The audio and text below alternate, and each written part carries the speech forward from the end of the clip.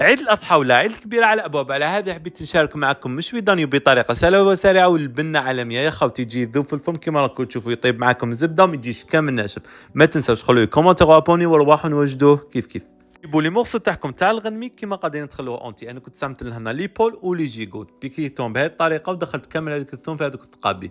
بالنسبه للمارينات تاعنا اللي فيه الثوم والزيت نزيدوا عليه فلفل كحل والملح، نزيدوا عليهم العكري وراس الحانوت. انا نخليكم المقادير اسفل الفيديو. ونزيدوا عليهم زوج مغارف ولا 3 كبار تاع الموتارد، نميكسيهم مليح بمرا ميكسر. تميكسا معنا هذاك الثوم والمارينات تاعنا رواج، ندهنوا مليح هذاك اللحم تاعنا.